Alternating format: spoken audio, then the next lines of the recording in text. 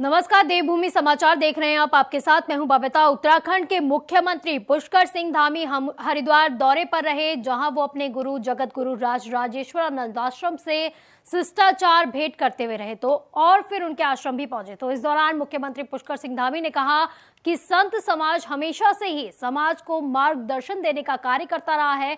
हम भी साधु संतों के आशीर्वाद से और उनके मार्गदर्शन से समाज की भलाई, चाहे वो धर्म के प्रति हो या फिर समाज के प्रति, उनकी राय लेते ही रहते हैं।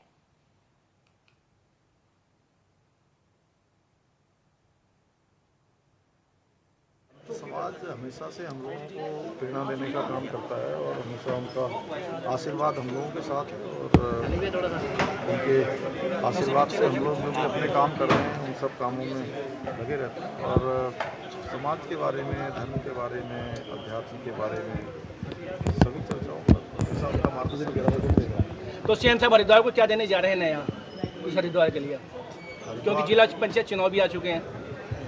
जल्दी ही आपको सब नया जिला परिषद में सारे नए प्रतिनिधि मिलेंगे। नया जो है प्रतिनिधियों का चुनाव हो रहा है, इसके लिए हमारी सरकार पूरी तरह से तैयार है।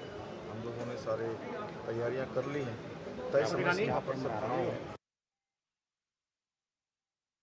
विश्व में इस क्षेत्र को देवभूमि के रूप में जाना जाता है, तो यहाँ पर लोगों के संस्कार और इस प्रदेश में अच्छे बने और आप जो हैं एक युवा यशस्वी मुख्यमंत्री हैं।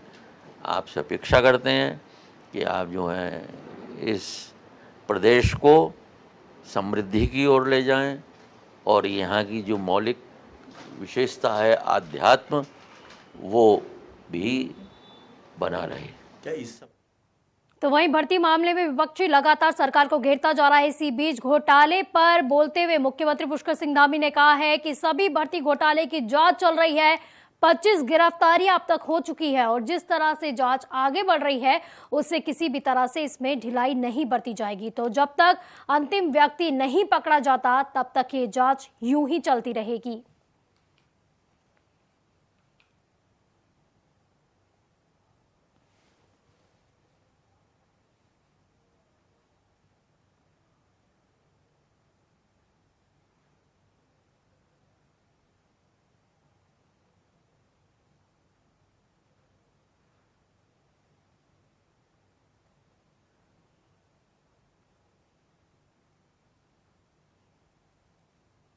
तो यूकेएसएससी भर्ती घोटाले पर सीएम धामी ने अपना बयान दिया है, जिसपे पहले से ही विपक्षी लगातार सरकार को घेरता आया है। तो इसी बीच सीएम धामी ने कहा है कि अंतिम व्यक्ति जब तक नहीं पकड़ा जाता, इसी तरह जांच बरकरार रहेगी।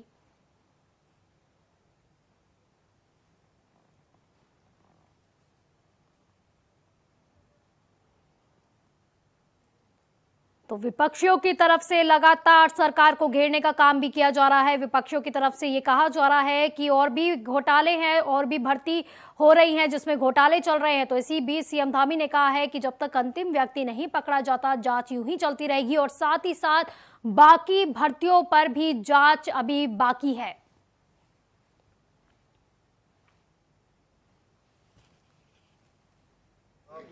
गुंडा एक्ट, गैंगस्टर और मुस्लिम व्यक्ति जब तक इस घोटाले में जो लिप्त होगा नहीं पकड़ा जाएगा तब तक ये जांच चलेगी। और जिस संस्थाओं में भी जहाँ भी गड़बड़ी हुई है और उन सभी संस्थाओं पर जांच चल रही है। कल आपने देखा होगा पुलिस भर्ती में जो हुआ था 15-16 की जो भर्ती, उसकी जांच भी विजिलेंस को दे दी। जहाँ जहाँ जैसी हमारे को जरूरत पड़ेगी और हमारा एक ही उद्देश्य है कि हमारे नौजवानों के लिए, युवाओं के लिए और हमारे बेटे बेटियों आने वाले समय में जो भी वो एग्ज़ाम दें वो इस विश्वास के साथ एग्ज़ाम में जाएंगे कि वो अगर उसमें उनके अंदर योग्यता होगी, क्षमता होगी, तो कोई शक्ति उनको रोक नहीं पाएगी। इस घटना की पुनरावृत्ति न हो, इस प्रकार की घटनाएं न हो, इसलिए इस पर कड़ा रूप और जो लोग इसमें लिप्त हैं उनके खिलाफ जो है गुंडा एक्ट, गैंगस्टर और उससे अन्य भी जो धाराएँ हो सकती हैं उन सभी धाराओं पर कार्रवाई करनी। यूके एसएसएससी पेपर लीक मामले में ताबड़तोड़ गिरफ्तारियों का सिलसिला जारी है। तो यूके एसएसएससी मामले में एसटीएफ टीम ने अब तक की सबसे बड़ी कार्रवाई की है। पेपर लीक करने और केंद्रपाल और बाकियों के जरिए सौदा करने के साक्ष्य के आधार पर एसटीएफ टीम ने लखनऊ स्थित आरआईएमएस कंपनी के मालिक राजेश चौहान को भी गिरफ्तार कर लिया है। तो इसी के साथ ही सचिवालय रक्षक भर्ती मामले में भी एसटीएफ की टीम ने आरआईएमएस कंपनी के पूर्व कर्मचारी और आयोग में लंबे समय से काम कर रहे 12 बंकी निवासी प्रदीप पाल को भी गिरफ्तार कर लिया है। तो लिहाजा यूके एसएसएससी पेपर लीक मामले में अभी तक 26 लोगों की गिरफ्तारियां हो चुकी है। तो एसटीएफ के एसएसपी अजय सिंह की माने तो प्रदीप पाल भी आरआईएमएस कंपनी का कर्मचारी था और आयोग में लंबे समय से भी कार्यरत था। तो इसी शख्स ने पेन ड्राइव के जरिए प्रश्न पत्र को चुराया और बाकी साथियों की मदद से परीक्षार्थियों को लाखों रुपए में से बेच डाला। पेपर प्रिंटिंग प्रेस में वहाँ पर प्रिंट नहीं होता है। जैसे मैं सचिवालय रक्षक की बात करूँ, उसकी प्रिंटिंग वहाँ पर नहीं हुई, वह यहीं पर उसकी प्रिंटिंग हुई थी आयोग के कार्यालय में। तो जो परीक्षार्थी जब ज़्यादा होते हैं तभी वो आउटसोर्स करके बाहर प्रिंट किया जाता है। इस वाले केस में जो सचिवालय रक्षक का जो मामला है, जिसमें प्रदीप पाल को गिरफ्तार किया गया, जो वहाँ पर आरएमएस कंपनी का कर्मचारी था, लंबे समय से आयोग के कार्यों को देख रहा था, उसके माध्यम से हमें वो पूरे साक्ष्य भी मिल गया कि किस प्रकार से वहाँ पर लैपटॉप से जो है पेन ड्राइव के माध्यम से निकाला गया। चूंकि एक इलेक्ट्रॉनिक एविडेंस था, उससे भी पूछताछ में हमें जो चेन है जयजीत वाली, उसका भी पता चला है। और प्रथम दृष्टया इसमें मालिक की संलिप्तता भी आ रही, चूंकि विवेचना दूसरे विवेचक के पास है, तो वो भी आज शाम तक वो विवेचनाओं में उस चीज़ों को साक्ष्य आने के बाद हो सकता है कि उसमें भी माननीय न्यायालय में रिमांड लिया जाए।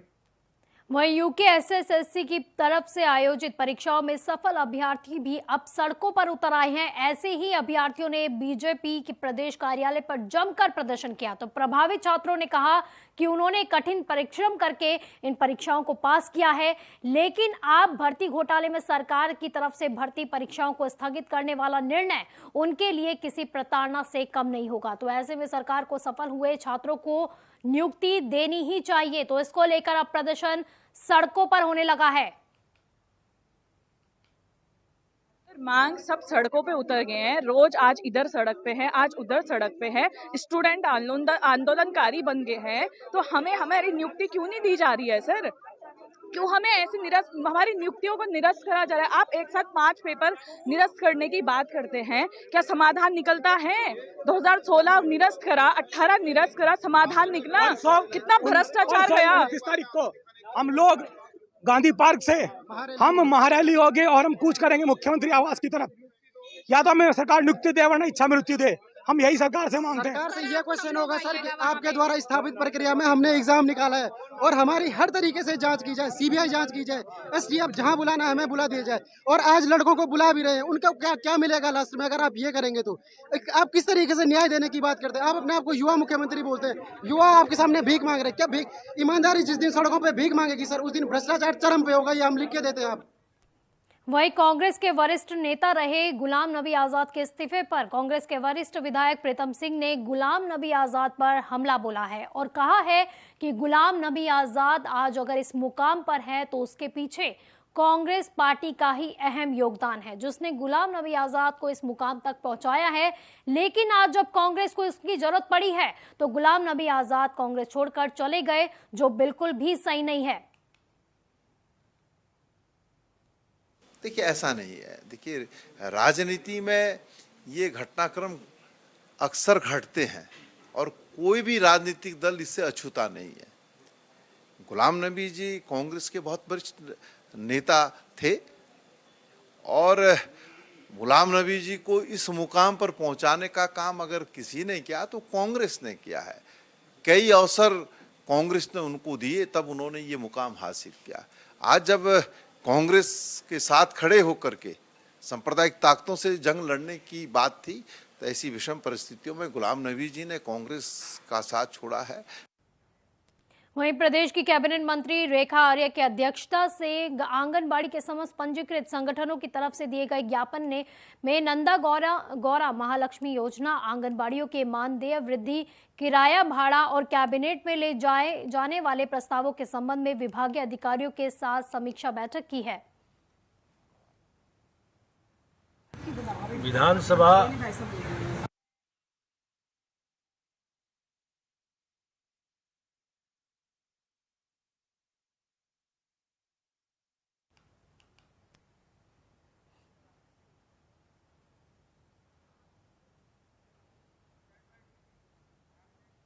वहीं उत्तराखंड के कैबिनेट मंत्री प्रेमचंद अग्रवाल ने विधानसभा बैकडोर नौकरी भर्ती देने मामले में मीडिया से बातचीत करते हुए अपना पक्ष रखा है।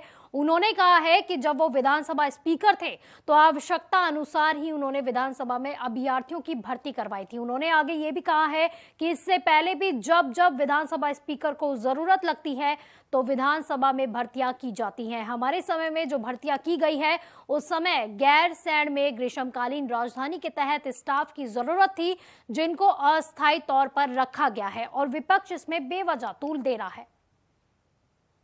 विधानसभा का पिछले दिनों जिसका अभी मीडिया में जो हाईलाइट हो रहा है, मैं एक ही बात कह सकता हूँ कि जो हमें उस समय आवश्यकता लगी और विधानसभा में पहली बार नहीं हुआ। हमेशा जब विधानसभा को आवश्यकता लगती है तो वो अपने हिसाब से और उस आधार पे वो अपने कुछ लोगों को रखता है। अब वो किस आधार पे इस बात को उछाल रहे हैं ये मेरी समझ से परे है। वही राजधानी देहरादून में आई आपदा का प्रशासन और सरकार को 20 अगस्त को पता लगा और फिर आपदा से क्षेत्र में तबाही की सूचना सरकार के तंत्र को जैसे ही मिली वैसे ही मसूरी से विधायक गणेश जोशी, मुख्यमंत्री पुष्कर सिंह धामी और स्थानीय विधायकों के साथ ही साथ तमाम जिला प्रशासन के लोग भी मौके पर पहुंचकर राहत और बचाव कार्य का न केवल जायजा लेने पहुंचे थे बल्कि पीड़ितों के आंसू भी उन्होंने पहुंचे। तो 20 अगस्त को लोग बदहवास थे, हैरान थे और परेशान भी थे। तो इस बात को लेकर कि आखिरकार इस आपदा ने और कितना नुकसान किया है। लोगों की जब सुबह आंख खुली तो उनके आस पड़ोस के घर परिवार के कई लोग लापता हो चुके थे। तो पूरे क्षेत्र में आंसुओं का सैलाब भी बहता हुआ दिखाई दे रहा था। टिहरी की सांसद माला राज्य लक्ष्मी आपदा के एक दिन नहीं, 2 दिन नहीं बल्कि पूरे 5 से 6 दिन बाद घटना स्थल पर पहुंची और हालातों का जायजा भी लिया। सांसद महोदया कुछ देर वहां क्षेत्र में रुकी भी, लोगों का हालचाल भी जाना और फिर वापस लौट गई। तो इस मौके पर बीजेपी प्रदेश अध्यक्ष महेंद्र भट्ट भी उनके साथ नजर आए।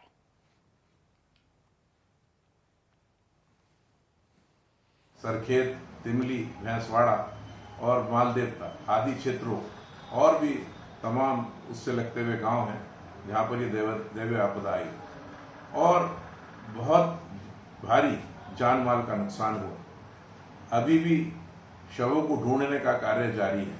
अभी तक केवल 3 शव वहां पर मिले हैं। अभी भी शंका जताई जा रही है कि वहां और लोग भी वहां पर हो सकते हैं। बावजूद इसके इस प्रदेश सरकार ने कोई वहाँ की जनता के साथ, जो वहाँ की आपदाग्रस्त क्षेत्र की जो जनता है उसके साथ कोई जो है सहयोग नहीं किया। वही पैगंबर टिप्पणी विवाद पर विश्व हिंदू परिषद की फायर ब्रांड नेता साध्वी प्राची ने बड़ा बयान दे दिया है। उन्होंने हैदराबाद के विधायक टी राजा को गिरफ्तारी को गलत बताते हुए इसे हिंदुओं के साथ अन्याय करार दिया है। तो साथ ही साथ उन्होंने stand up comedian Munawar Faruqui और AIMIM सांसद असदुद्दीन ओवैसी की गिरफ्तारी की भी मांग की है। दरअसल युवा जागृति विचार मंच के आमरण अनशन पर तीसरे दिन विश्व हिंदू परिषद की सदस्य साध्वी प्राची पहुंची। आपको ये भी बता दें कि हरिद्वार में बढ़ते नशे के कारोबार के रोकथाम के लिए युवाओं की तरफ से आमरण अनशन किया जा रहा है, तो जिसमें भारी संख्या में राजनेता और साधु संतों का आना जाना भी लगा हुआ है।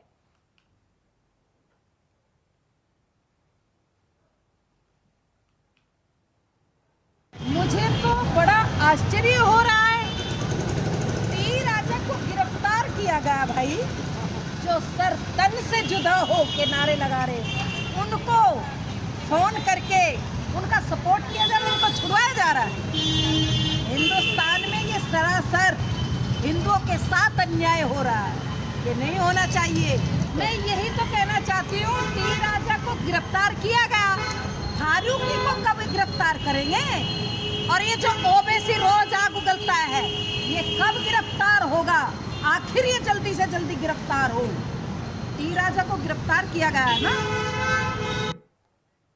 वहीं कांग्रेस विधायक आदेश चौहान के साथ पुलिस के उच्च अधिकारी के किए गए अमर्यादित व्यवहार को लेकर कांग्रेस के एक प्रतिनिधिमंडल ने पुलिस महानिदेशक अशोक कुमार से मुलाकात की है और पूरे मामले में विधायक को न्याय देने की मांग भी की गई।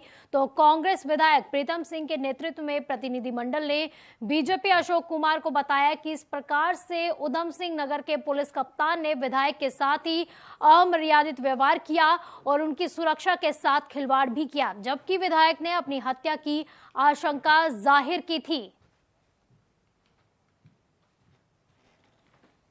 दिन यानी कि कल जो है, जो लोग इस कार्य को संचालित करते हैं वो विधायक जी के आवास पर गए। आवास पर जाने के बाद जब बात हुई तो बात में जो उन्होंने वहाँ पर अभद्रता उनके साथ करने का काम किया और जब अभद्रता उन्होंने की तो निश्चित रूप से विधायक जी ने FIR दर्ज करने की बात और पुलिस को इन्फॉर्मेशन देने की बात कही और उन तत्वों द्वारा भी जो है क्या नाम है क्रॉस FIR दर्ज करने का काम किया गया है। वहीं नगर निगम के व्यापारियों ने व्यावसायिक कर के विरोध में कोटद्वार नगर निगम के आयुक्त का घेराव किया और बाजार को भी बंद रखा, जिसमें व्यापारियों ने व्यावसायिक कर वापस लेने की मांग भी की है। इसमें नगर आयुक्त ने व्यापारियों के साथ बैठक की, जिसमें ये निर्णय लिया गया है कि नगर निगम की अगली बोर्ड बैठक तब कोई टैक्स नहीं लिया जाएगा, तो उस तक कोई भी टैक्स नहीं लिया जाएगा, तो ऐसा कहा गया है। लेकिन कुछ समय बीते जाने के बाद भी फिर से निगम ने व्यापारियों की RC काटनी शुरू कर दी।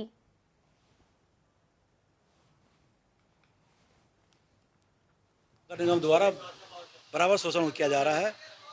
नगर निगम द्वारा जो है पहले भी कई बार हमने व्यापारियों ने बाजार बंद किया था, इन्हें नोटिस दिए थे।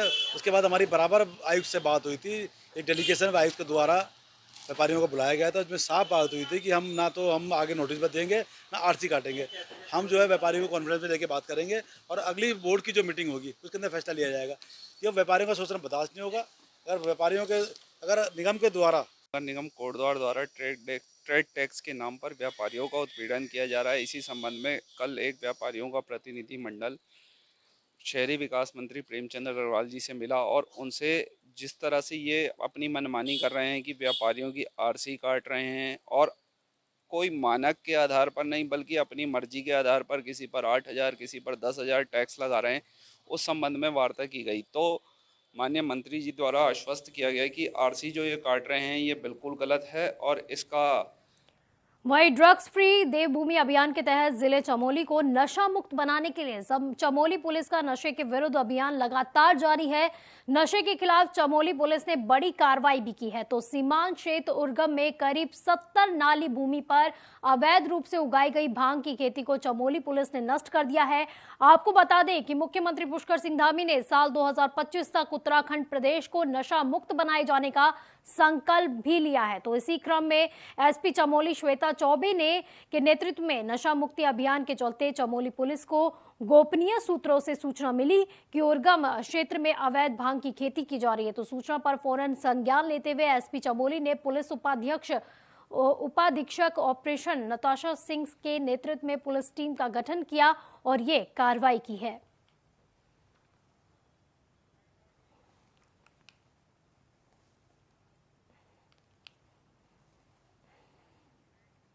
तो वहीं पौड़ी जिले के नौगाम कमंदा क्षेत्र से अग्निवीर भर्ती शामिल होने गए हैं। तो एक नौजवान युवक सुमित ने अग्निवीर भर्ती में असफल होने पर अपनी जीवन लीला को समाप्त कर दिया। तो युवक ने फांसी का फंदा लगाकर अपनी जीवन लीला समाप्त कर ली है, जिसके बाद से ही परिवार में मातम पसरा हुआ है। तो इस दुख की घड़ी में परिवार से मिलने पहुंचे केदारनाथ के पूर्व विधायक मनोज रावत ने परिवार को सांत्वना दिया और उनसे नौजवान के इस कदम को उठाने का कारण भी पूछा। तो परिजनों ने बताया कि युवक का अग्निवीर भर्ती में शामिल होने का ये आखिरी साल था। ऐसे में इस भर्ती के लिए युवक ने काफी मेहनत भी की थी, लेकिन भर्ती प्रक्रिया में असफल होकर घर लौटे युवक ने अगले ही दिन ही मौत को गले लगा लिया। बालक ने ये दुर्भाग्यपूर्ण कदम उठाया।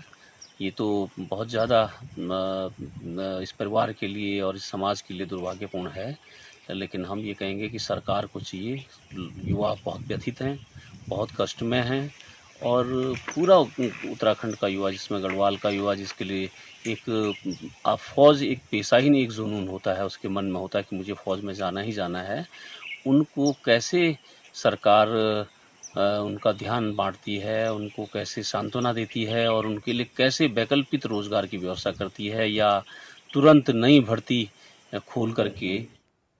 वहीं उधम सिंह नगर जनपद मुख्यालय रुद्रपुर में लगातार चोरी की घटनाएं बढ़ती ही जा रही है। चोरों ने मुख्य बाजार स्थित नानक बर्तन स्टोर में रात में धावा बोलकर करीब 65,000 रुपए गले चुरा लिया।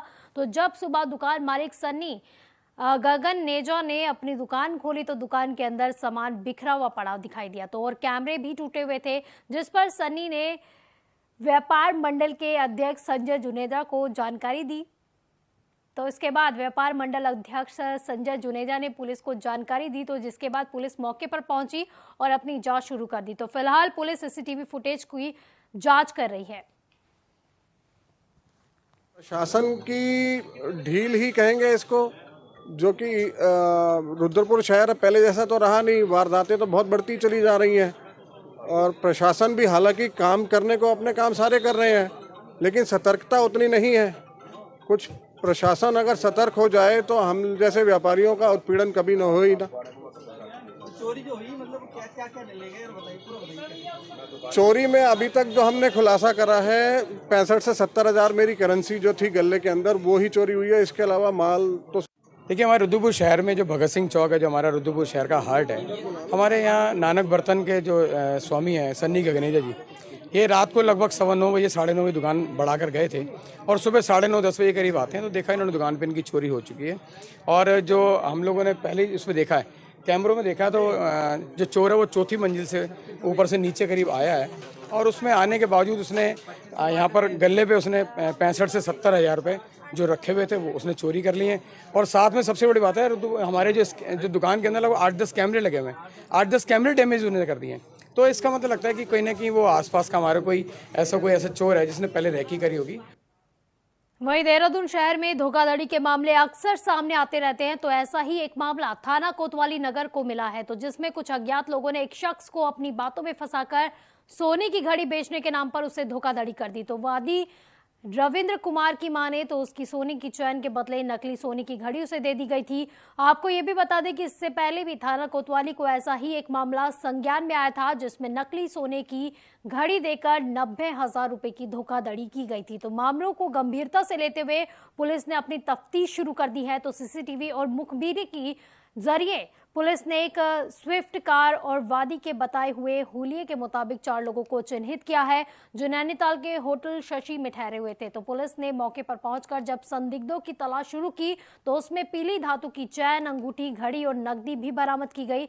तो साथ ही पहले की गई धोखाधड़ी के 83,000 रुपए भी बरामद कर लिए गए। तो पूछताछ में आरोपियों ने अपना जुर्म स्वीकार किया है और बताया है कि वो लोग भीड़ भाड़ वाले स्थानों में जाकर बुजुर्ग लोगों को निशाना बनाकर नकली सोने की घड़ी को असली बताकर बेचने के नाम पर धोखाधड़ी करते थे। तो हमारे पास कंप्लेनेंट आया था, उनके द्वारा बताया गया था कि ये जो है कुछ लोगों ने उनको अपनी बातों में फंसाकर और सोने की घड़ी दिखा करके उनसे सोने की चेन ले ली और बदले में नकली सोने की घड़ी दे दी। इस संबंध में मुकदमा पंजीकृत किया गया था। तो कुछ टाइम पूर्व जो है एक ऐसी घटना और भी हुई थी, जिसमें कि जो है सोने की घड़ी दिखा करके उससे पैसे ले लिए गए थे। तो जो टीम है जो इस पर काम कर रही थी, उनके द्वारा सीसीटीवी फुटेज देखी गई और एक संदिग्ध गाड़ी के बारे में पता चला। उसको फॉलो करते हुए जो है ये 4 लोग हमने पकड़े हैं, जिनके पास से जो ये ठगी किया गया सामान है ये बरामद हुआ है और जो स्विफ्ट गाड़ी जो इनके द्वारा यूज की गई थी वो भी बरामद की गई। बुलेटिन में फिलहाल के लिए बस इतना ही। आप देखते रहिए इंडिया वॉइस। नमस्कार।